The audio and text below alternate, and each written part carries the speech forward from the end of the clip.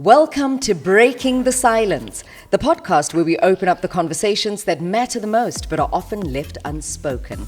This is a safe space for real talk, honest stories, and deep exploration around sexuality, mental health, relationships, and the social issues that shape our lives. Welcome to Breaking the Silence. It is Breaking the Silence right now on your screen with your favorite host, Osamotona Dino Ranaka, the older sister of the nation. Yes, and welcome to it. I'm very excited today. Today we're talking about a very sensitive topic with my guest, Ms. Lulu Hlacheni, who is Deputy Director of In-School Gender Programming. We're talking about teenage pregnancy. Every parent's stress. I'm not lying, ne? No, you're not. And it's not just worrying about your daughter coming home pregnant, but also your son coming home and saying, I blundered. And the rate of teenage pregnancy, as we see it, quite alarming in South Africa, very concerning. What are the primary factors contributing to such high numbers? Oh, Dinewo, thank you for the opportunity. Thank you for your time. I didn't even say welcome. Welcome. Thank you. You're I welcome. go by the name of Mama D. Mama D. Yes. Mama D. Well, there is a number of factors that contribute to teenage pregnancy. It begins from me as a parent not being able to talk to my child about issues of life that would include having sex. It goes to a school community from an educator who wouldn't be able to also share the very same information that is within the curriculum that is meant to capacitate our learners around these issues. It goes to our communities that are also not in support of what the department and all other relevant stakeholders that work within the space of teenage pregnancy are really expecting our communities to play their role. And these communities, it could be our churches, it could be our leaders in our communities, it could be people that are professionals within their communities. So there is a number of us that are expected to constantly having a same message. Yes. It also goes outside our schools and our community, just ensuring that our learners also are resilient enough to understand saying a no at the right time and saying a yes at the right time. But that also largely dependent on us capacitating them, for them to understand what are they putting themselves into. And they don't have an idea of the bigger picture. Of course. Based on your experience and what you know, is there something that is being done wrong in terms of how we educate them for them not to grasp the danger that they're putting themselves in? Because sometimes, I wonder, why don't the children take the advice to say, this is the education and this is what your body is going through. These are the transitions and, these are the consequences of such and such behaviors and so forth and so forth. Is it because we tell them, don't do it all the time? Do we teach a don't? Because when you say don't, people do, even us as adults. When a person says to you as an adult, Sure. you cannot, you can't be more superior than what you are now. You're going to want to prove to them that you can. So wherever there's a don't, there's a do. Yeah, of course. Do you think that might be an issue there? It contributes. It contributes, yeah? And I'll share my personal growing, kind of information. Yes, please, yes. As I can't remember how old was I. Maybe I was still at boarding school, something like that, around 1986, 87. And there was a lot of myths that would come with this information. And we were then, amongst us as friends or as peers. Yeah.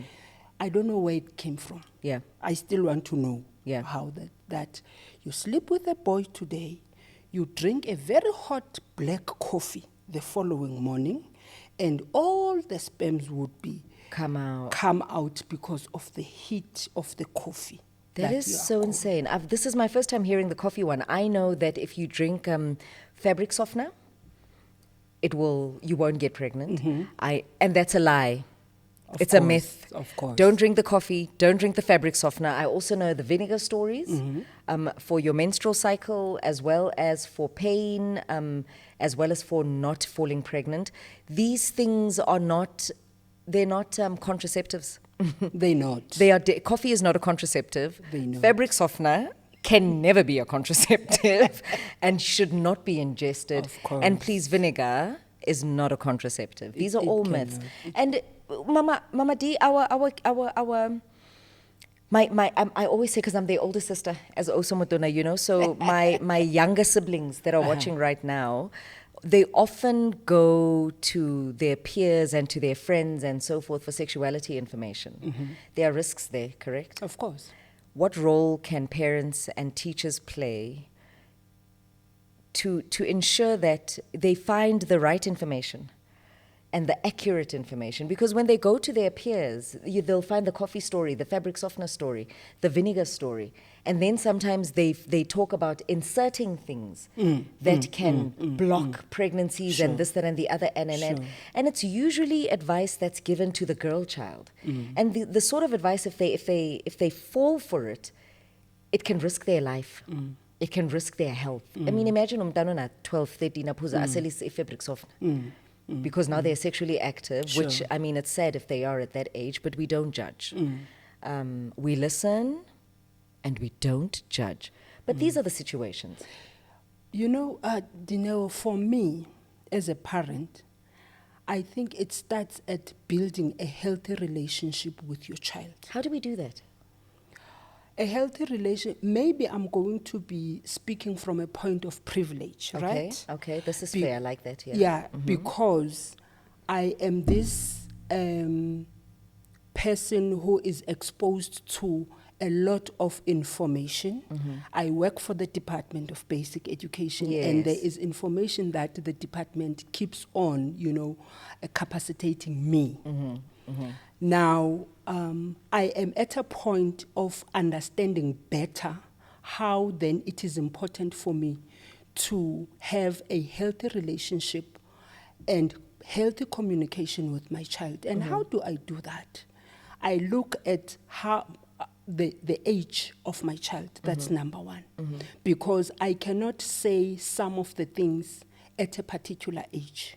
I need to develop and increment the information that I am sharing with my child. Yes, you must stagger it. Yes, stagger it. But I also want to build that trust with my child. Yes. So that whatever that they are learning from school, I have a discussion with him, right?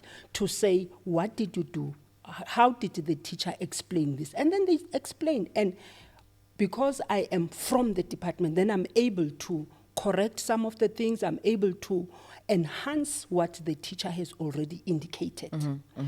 But also, because I am a member of a church, Yes. right? That is what I do in terms of capacitating other parents in the space where I am. My friends, professional friends, because you would think you are professionals and people understand and know these things, and yet they don't. So what I know, or what I have been taught, or what I've experienced and I've seen to be working, I try to share it with a lot that is within my space. So then, if a child has that trust within you as a parent, even if they get information outside, they would come to you to verify it. And say, Mama, I was You're told the fact checker for yes, the children. you are a fact checker for your child. Then, Mama, how about drinking coffee after having sex, you know? And then that's where you have. But this non-judgmental attitude is also very key. Because sometimes as parents, you know, that thing that just comes with, hey, I wonder if the teachers have already started teaching them about this instead of facing the reality. Worse now, because our children are exposed to a lot of social media.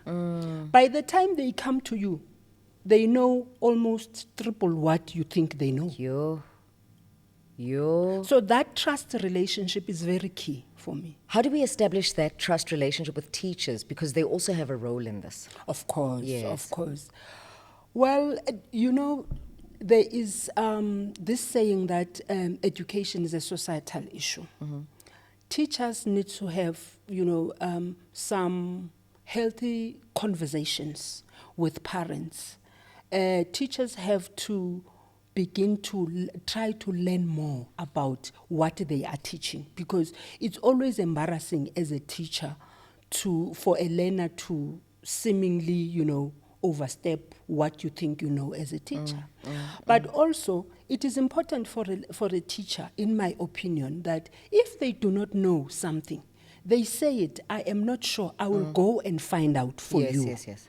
So that they then, those are the kind of things that are going to encourage the trust between the teacher and the learner, because the learner would know, if he doesn't know or she doesn't know, she will go and find it out for me and come back and give me the correct information. 100%. And when we're talking about learners struggling to either confide in their parents or their educators, so they feel judged there. Of course. And here's the funny thing. They will go to their peers to collect information, but the minute they fall pregnant, their peers then judge them, so then they are stigmatized, because there is a stigma Of around course. teenage pregnancy. Of course, a big one. Big stigma. Big. Now, how do you think the stigma affects teenage parents, number one? And what does society need to understand, or rather comprehend, from a place of empathy and compassion, kindness as well? What do we need to do to understand and comprehend how to reduce the judgment that's placed on our pregnant children? Because you can't prevent such things, because you don't have control. The minute your child walks out the door and they say they're going to school, the minute your child walks out the door, they say they're going to their friend, you take them to the mall. This thing called sex, it's very sneaky. Very sneaky. It's very sneaky because it calls you. It calls you, and if it catches you when you're young, it calls you into funny little spaces, because you're not going to go to your parents' house and have the sex there. Of course. You're going to go into funny little spaces to go have the sex there. But when the And pregnancy come back happens, innocent at home. 100%, and come back innocent. But when the pregnancy happens, the pregnancy is not going to be kept there. It's coming home. So we need to find a way to destigmatize. How do we do that? Well, it's a work in progress. It has to be a continuous effort to all of us that would be involved when our children are pregnant. I think you started very well by saying no parent really wants to hear. Whether you have a boy child, I do have a boy child, by the way. And whether you have a boy child or a girl child, you do not want to hear the stories of pregnancy. In your house. But hence, when I started, I also emphasized the issue of trust and healthy relations and good communication that we need to have between and amongst ourselves. That could also create a level of lessening the stigma. But also, because we know for a fact, especially here in South Africa, that girl children not necessarily get pregnant because of their peers. So they get pregnant because they get to be involved with older people, older men. That's frustrating. And it's a fact that we also need to bring them in the picture of how do we move forward in dealing with this issue. But also communities where we are. People need to understand that it might not be necessarily out of choice that some of them really get pregnant, because you would understand there is a number of intersectionalities within a pregnancy. There's issues of poverty there's issues of health related, there's issues, number of issues that then gets to be. So for me, it's a concerted effort, really. It cannot be a one-man's show. 100%. But we need to be consistent with our messaging. We need to be consistent with the support that we are giving. We need to be consistent when we say things as parents, or when we do things. We need to be cognizant that our children, they do as we do. They will not do as we say. So we also need to be cognizant of what we are exposing them to. Of course, issues around media.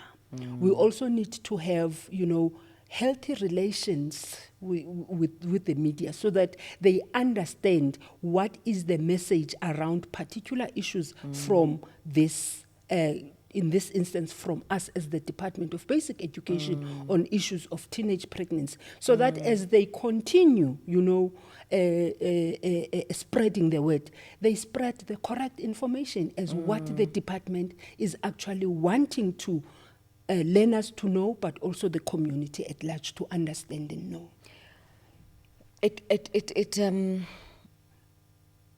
When I think of a young person, I mean, if you think of yourself at your age, I think of myself at my age, and I think of how hard it is to raise a child. Oh. You've got a boy child. I have. Yeah, I've got a boy child and 2 girl children. It's a lot. It's a lot. It is.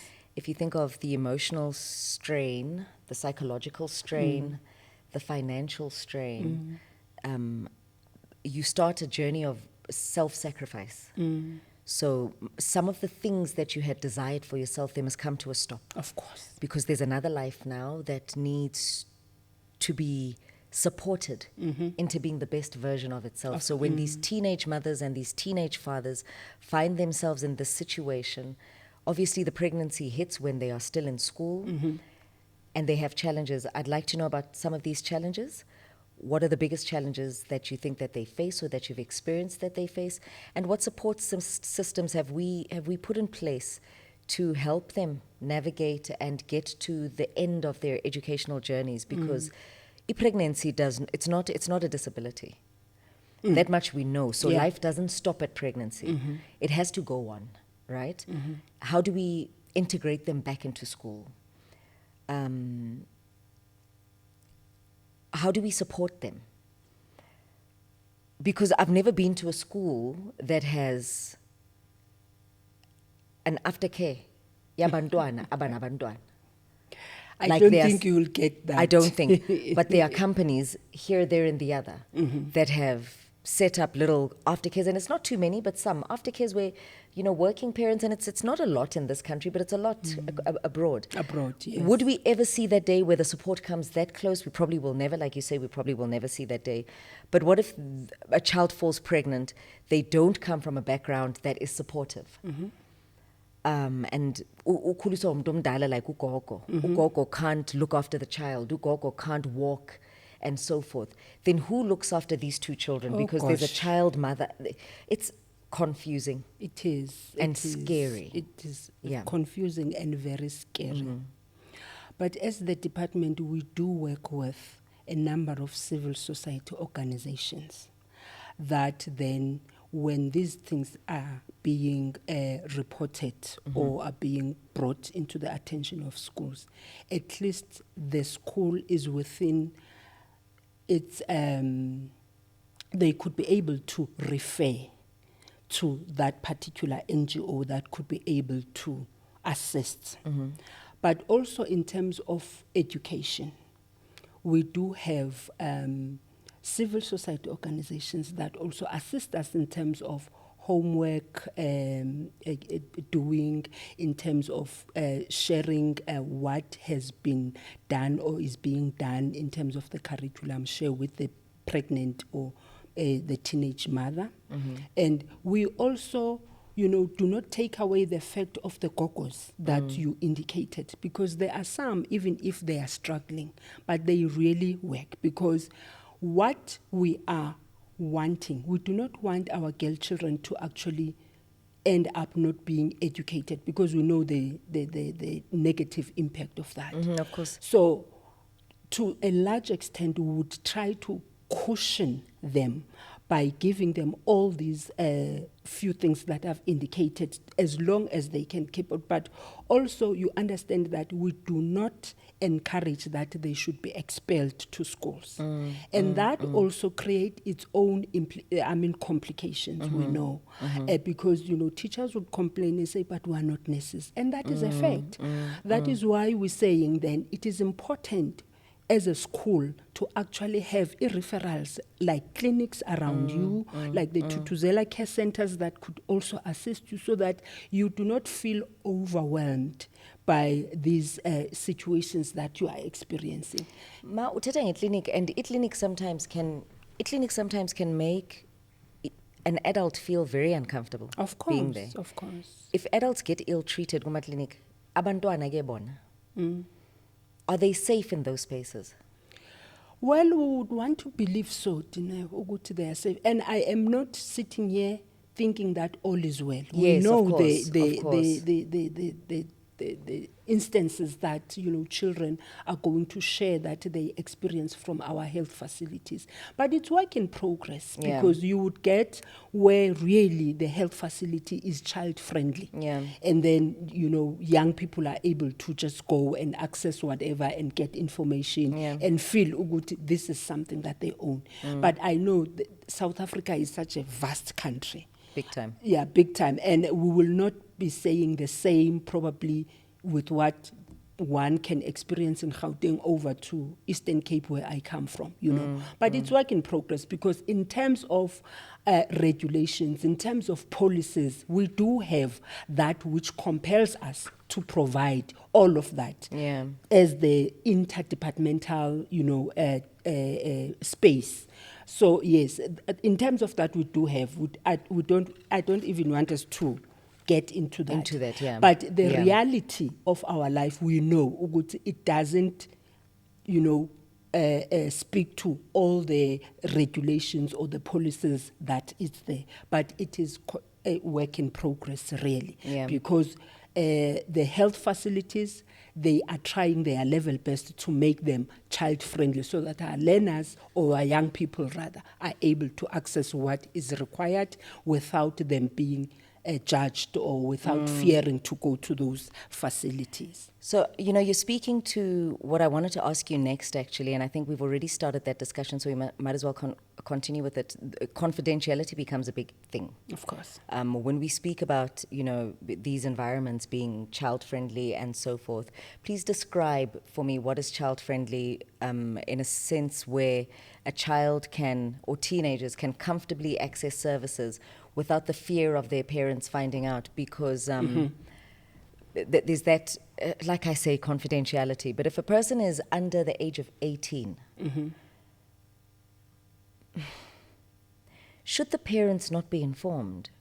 Should we encourage for children that are not of legal age to want to explore such information and decision-making on childbirthing, family planning, and all of these things without the knowledge of their parents? Where are the boundaries? Because there is this thing of wanting to protect the children, but then there's also this thing of wanting to give freedom, not freedom like a careless sense of freedom, but freedom to build trust. So be okay to give the child independence. Sure. And what role do the professionals in these spaces play where confidentiality is concerned? Look, I am a social worker by profession, and one of the principles in social work is very key around confidentiality. I think this point was on the issue of health facilities being child-friendly. Yes. Let me share an example. It might look very minute, but it is something that sometimes as professionals we just need to be creative a little bit, Okay. and be sibe nobuntu. Yebo. There is this clinic, as you're saying, and it's in a deep rural area, and everybody comes into this clinic. Okay. Omdala nomncane. And bangena isonto bonke laba bantu. So Dineo's child coming to the clinic, I'm looking, hi, ufuna, before even the child comes into the clinic. It's not even the professionals. It's not even the professional. neighbors. Small Before towns- it gets small there, town yes. syndrome. Yeah. Then we were having this engagement with this facility to say, but how best we can actually ensure that we protect these children, because we Yes. want them to come to the clinic, right? And you know what? what we then agreed was just to say, let's have a door or the site that Oh, the young ones can enter, from. and probably let it be a site that is not going to be showing everybody ukuthi, of course if There's ujikela in that something, then you know, so those kind of very small, minute. That actually was done. Yes, that was actually And done. did it reduce the problem? Well, to a large extent, Yeah. because also it was the issue of time. Remember, some of these children are still at school. Yes.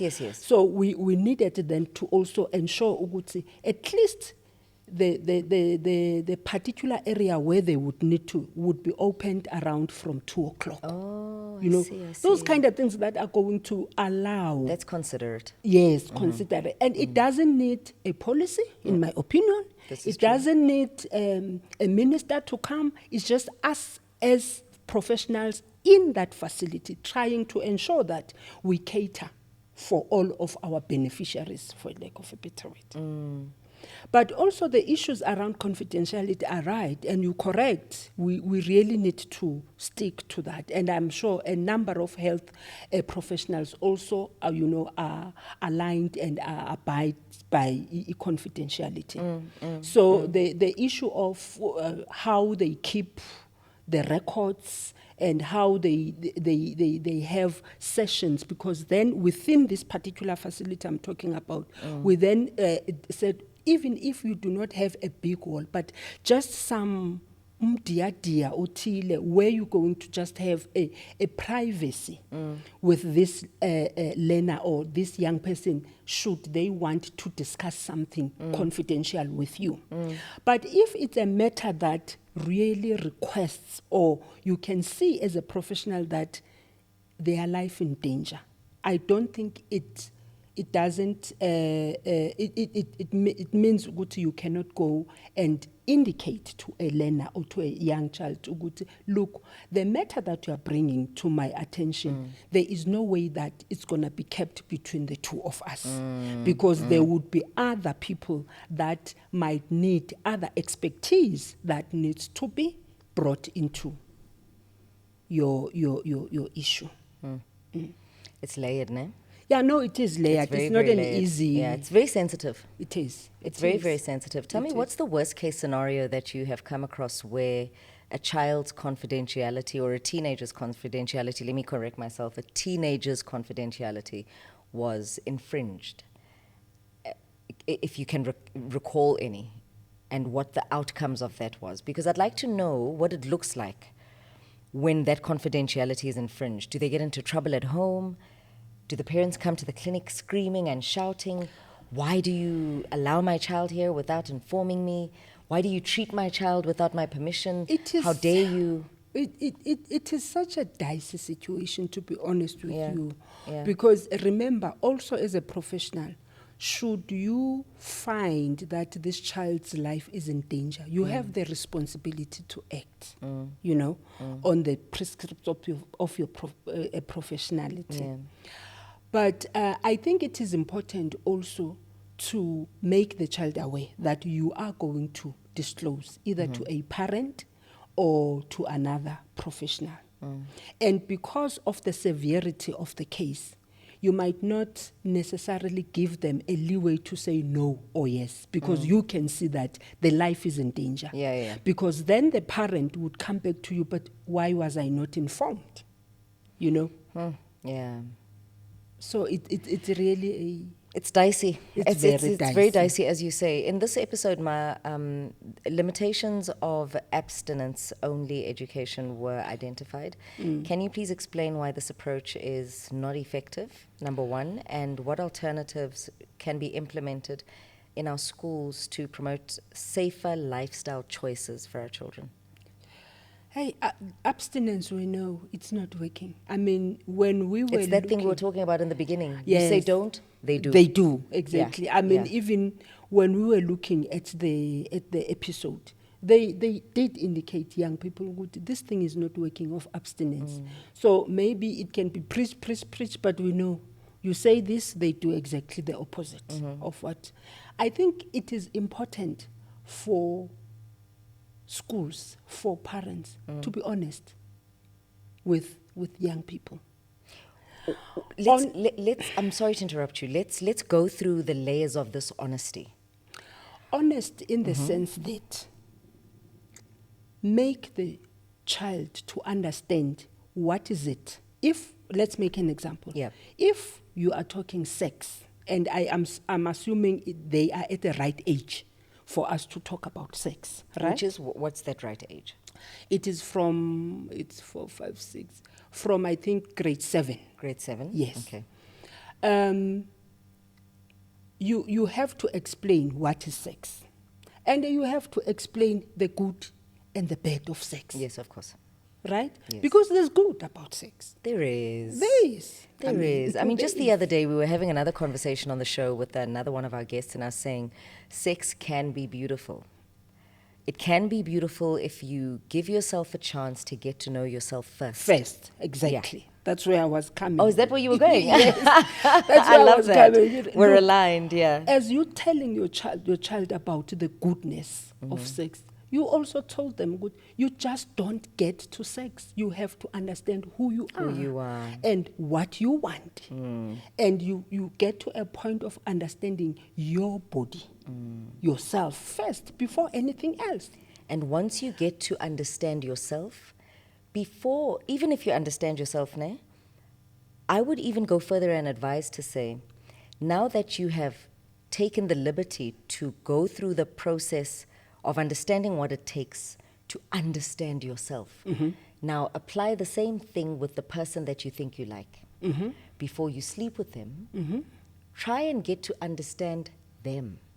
Try and get to know them. Because if you take your time in that department, you'll realize that actually this person is not worthy of taking from me what might stress me for the rest of my life. Exactly. Yeah. Exactly. Yeah.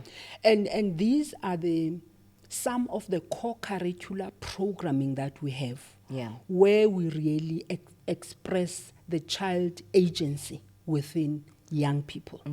Both boys and girls, really, because as much as we are stressing the issue of pregnancy with girls, of course it affects them more. That's a fact. But why though? No, look, Dineo, the fact is, a girl child would be the one that will stay with the child for the whole night. This is true. And the girl child wouldn't have enough time to study, you know. So those are the realities. As much as we do not want to negate the fact that there is a boy that is involved with this. This is very true, and I feel so immature for even saying, but why? Because I know why. But sometimes you just feel so sorry for them, and you're like, oh gosh, can't it just be a shared responsibility? But it can't be, because they don't live under the same roof. Exactly. They don't. Some of them, they might not even know who impregnated them. Oh, they good could have Lord. been raped, They could have been raped. sexually violated. There's so many ugly things about this one beautiful thing. There is. There is. See, the beauty of it is so minimal, but the Yeah. ugly of it is so big. And I think these are the discussions Yeah. and the engagements that Yeah. we need to keep. You know, my boy is 12, if I am allowed to 12. Of course, you may. Yeah. And My daughter's 12. Yeah. he has begun to have erections Oh, is it? In the morning? in the morning. Of course. Yeah. And he innocently comes and show his mom. Oh. And not so long ago, he was telling his mom, but mom, now there is some juice that is coming out Oh, he's having of wet it." dreams. Exactly. Oh, Nana. And Now- I love that he's so comfortable to come and talk. And you see, if Well it done, was Mom. not for me being exposed within comprehensive sexuality education, I could have rushed that child to a level of not knowing what else he has to go to. But because I'm exposed, I was capacitated in these things. I said, look, Mdanam, there is absolutely nothing wrong. It means you are growing up. And once the teacher, because then you see the point of privilege I was talking about. Because then I said, once, I think at term 3, I had already checked what they would then be focusing on some of the developments in Yeah. their life. Yeah. So that when we get to term 3, then when the teacher also talks about these things, then we will have our discussion All right. So you see, but it's not everyone, It's not that everyone, yeah, would this is have, true. those kind of things.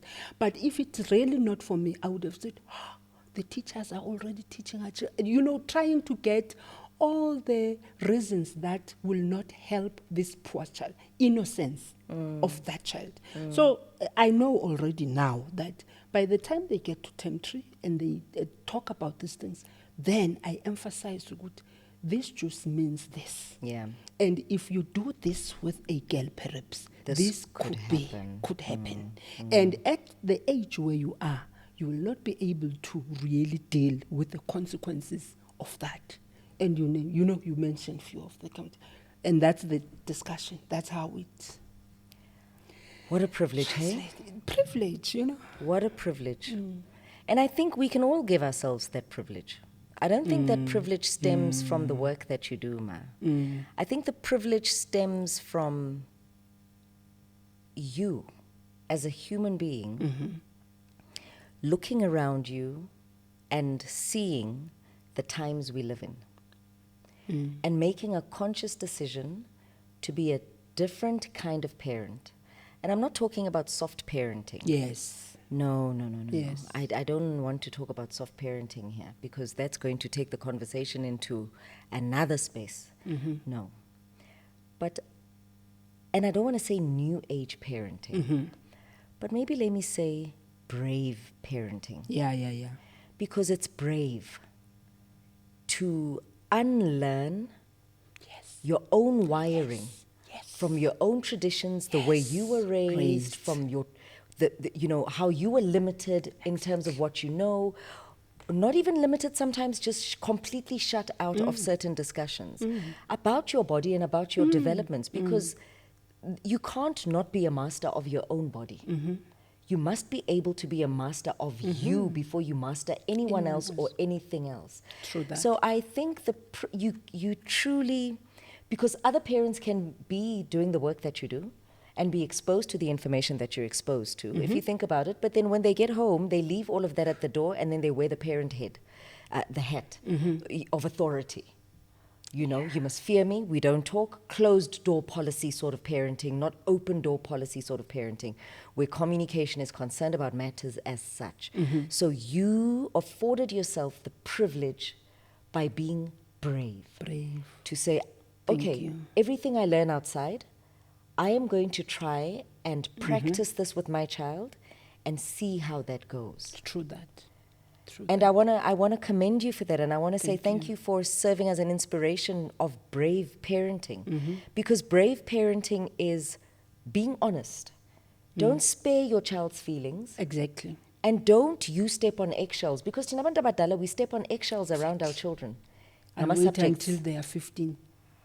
No, maybe he's still very young, and if he can come and show you. Well, I what think is happening. You see, I am one of those parents that waited until 15. And I'll tell any parent, 15 is too late. I'm not saying your children at 15 are doing the worst things. Exactly. No. They could truly be preserving their virginity, and they could truly be, not interested in engaging in sex as an act. Yes. But they could be interested in the subject that they have explored visually and from an audio perspective, and they know stuff. And when I started finding out the things that my son knows, I wasn't shocked, but I was not impressed with myself. Oh. I was not impressed with myself because I felt that it was, rather than like friends, why wasn't I brave enough to go and sit with my son and talk to him? But I also use my discernment to say, I think when you're raising your child, you have a tendency to kind of like look at your child and look at yourself and see what they're exposed to in the house and say, but we do have open conversations anyway, generally. But to go into detail, I discerned that maybe 15 would be okay. And he's just recently turned 15, last year actually. So I'm one of those parents that are a little bit late. And 3 years can be 3 years too late. Yes. Between 12 and 15. And 15, yes. Listen, parents, if you're watching now along with the learners, And if you're a learner right now watching and you've got a healthy relationship with your parents and you guys communicate honestly, try have this conversation with your parents. 3 years can be 3 years too late, because a lot can happen between a child finding out by themselves and you coming in to say, okay, let's talk now. And the myths. And the Remember myths. my example earlier. 100%. 100%. So let's talk about how parents and educators can foster open communication with learners. And this is obviously about contraception without causing embarrassment or resistance. Well, look, for me, because you go around schools, you speak to learners, Yeah. and you get a sense that sometimes teachers don't get to be comfortable in addressing particular topics, Yeah. for a lack of a better word. My opinion is, if probably for whatever reason you might not be comfortable, maybe ask your other colleague that could be comfortable in addressing the issue. With your child. With your learners. With I the mean, it's learners, schools. okay, Yes, it's the at learners schools. at school. Because now that we also have the learner support agents, which are young people that obviously we train, Yeah. so that they are able to manage some particular situations or incidents at schools, so that teachers are free and they continue their teaching and learning. And you engage those learners. And I mean, we have some, I wouldn't say big research, but very minute, but it's giving us, things that we can work on as a department. Yes. To say that A little bit goes a long way. yes, Yeah. to say that we are better off talking to LSAs because they understand us better than our educators. And we're not saying educators, we shut them away. No. No. No. I think agree. people understand the conversation and then the context under which we're saying that. So if we then keep on strengthening using other young people, because I mean, we know for a fact that young people speak better to their peers. But what is critical is for us to ensure that that peer who's an LSA has got the correct and factual information, so that then as they engage, they are able to, discern what is right from wrong. But as a parent, again, because I want to keep on going back to a parent, because I think we are short-circuiting ourselves. We are, Mama. I would agree with you. As parents, for various reasons. Now, I'm not ready to talk. I was. My parents never talked to me about this and that and that. It's the father's responsibility, and then the father says it's the mother's responsibility. That and the other. And things have changed. Our children are exposed to social media. They get to see these things. They get to know these things. And they will not tell you. They get to try these things. They try these things. Yeah, Yes, they try. They get to try Even by these things. themselves. Even by themselves. Yes. Yes. So if, as parents, we are able to really have that healthy relationships, that healthy communication with our children, really, it can serve us a long way. And I'm not saying this is the only savior that we have, because we have a number of other things that we need to keep on. I mean, looking at us as the department with our curriculum, we're really also beefing up on a continuous basis, because we also get a sense of maybe we need to strengthen them, maybe, and also capacitate continuously the educators so that they also understand these ever developing issues that our children are exposed at. Yeah. So it's just a cycle of us continuing with what we know is right, but also maybe critical that we also need to get into our minds is to also listen to their words.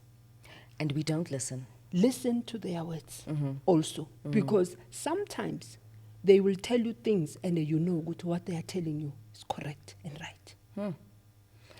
And don't get me that, no, I don't want my child to see that I don't know. For instance, my child knows that I'm not good with numbers. Numbers, it's not my thing. But this is stress causing numbers. I'm like, just stop.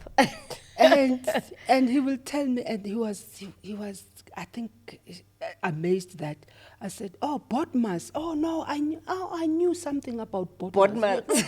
So, Mama, do you know it really? Because for him, he came to me with an attitude kind of, this one is a mohu. And he's only 12. Oh my goodness, he sounds like if such a you character. so if you have those discussions Yeah. with them, they know good. My mom is not good with mathematics. Isn't it amazing how bright they are at the age of 12? Exactly. I think of my 12-year-old daughter, and I'm like, the conversations she has with me, her philosophical capacity, her wisdom, she even gives me advice. And I'm like, what on earth is going on? Exactly. They are so bright. They are. Oh, so they're so very bright. I'm so impressed. They I'm are very impressed. bright. Ma, let's move on to talking about healthcare providers, because I feel like they also have a role to play here, especially in addressing learner pregnancy and how learners can, access confidentiality in seeking advice or support, from them. There's something that can be improved there. Is there do you think that there's room for improvement, and what needs to be improved? Oh, there is always room for improvement. Yeah. We can't. Because we have to improve the accessibility, right? Of course. Yeah. We can't be, acting as if it's 1980 in 2025. I mean. But we are acting like it's 1920 or 2025. Like, no, we can't. No, we're even worse. We're acting like it's the 1800s. No. And probably those are the things that are stalling our progress. Because then we really do not want to move with times. Young people want information, right? That we know. But young people want information in their gadgets. They don't want pamphlets. They don't want. Do you have apps? Yes, for we do. For sex ed? Not yet. Okay, not yet. What apps do you have? But it's work in progress. Oh, work in progress. Okay, yeah, beautiful. because now we've realized actually, as much as we want them to get all of this information, we need to give the information into where they are. And a lot of young people nowadays, they are on their apps. Yeah. But we can't ignore the fact that also in South Africa, we know not every young person would have an access of a smart gadget. Of course. So we really have to keep on in the back of our minds that fact, because it is still a fact. But I mean, if we involve them, I always say, sometimes you might not have a way forward, right?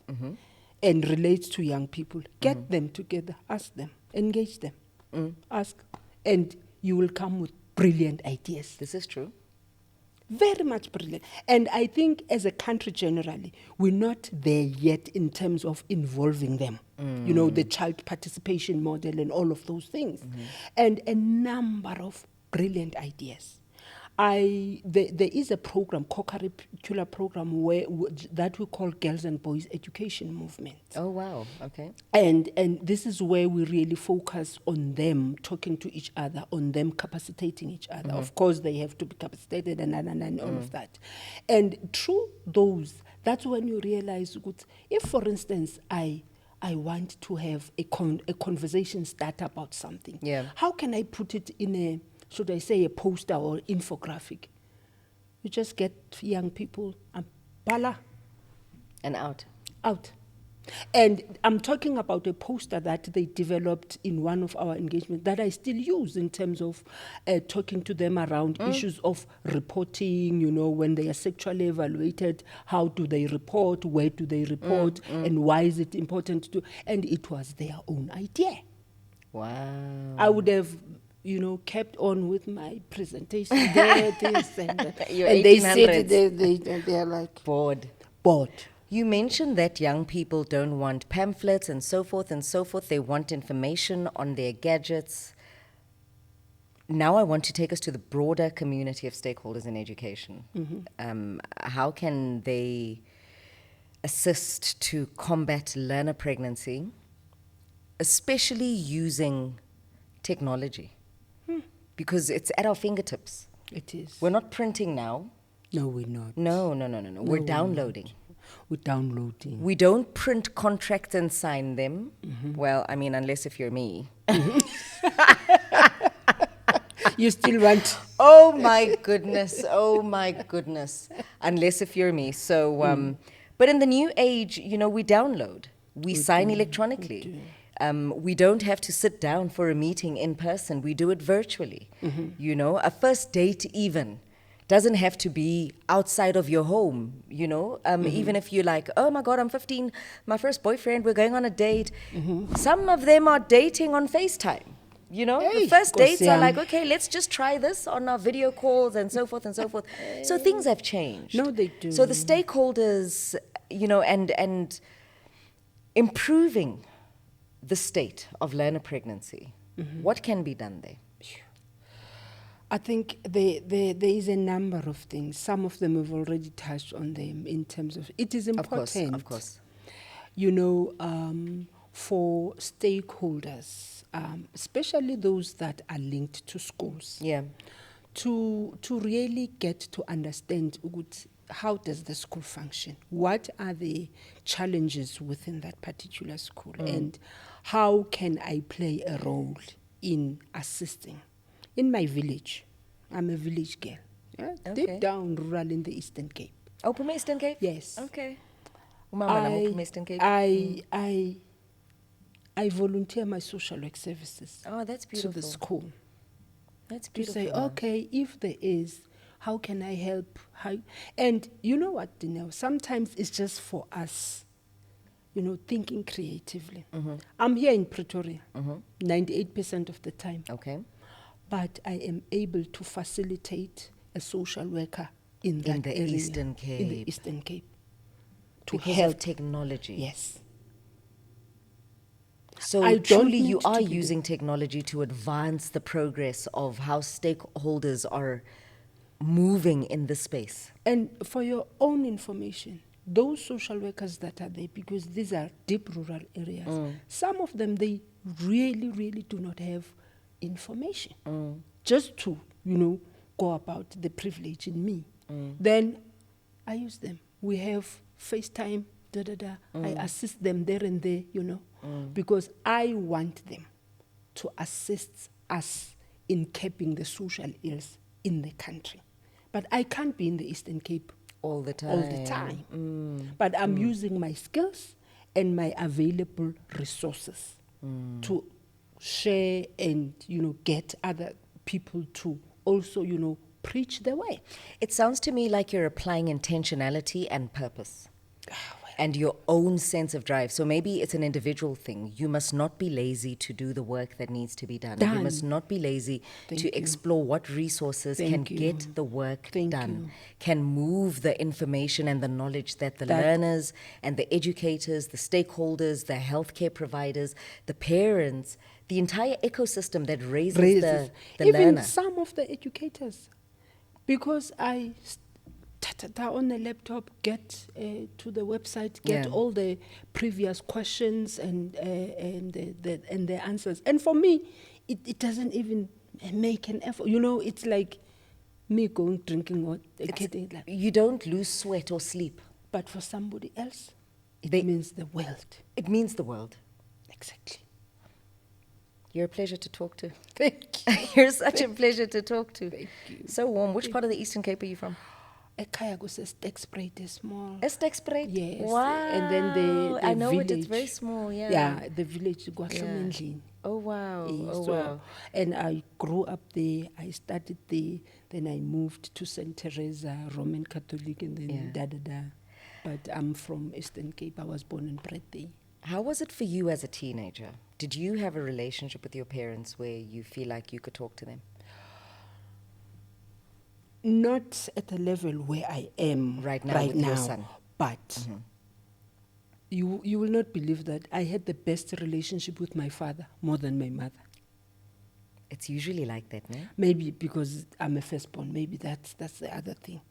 I don't know. But I had the best relationship with your with dad. my dad. Yeah. We also, when we were younger, it was with our father that we would do a lot of this sort of talking with. Yes. You know, and I think when you have an open relationship with your parents in that regard, even when you do make mistakes, because you will, at any age, even at an age of 75, you can still make detrimental mistakes. Of course. So when you do make those mistakes, if you have an open relationship with your parents and you're close, be it your mother or your father, I think you are able to build resilience quickly.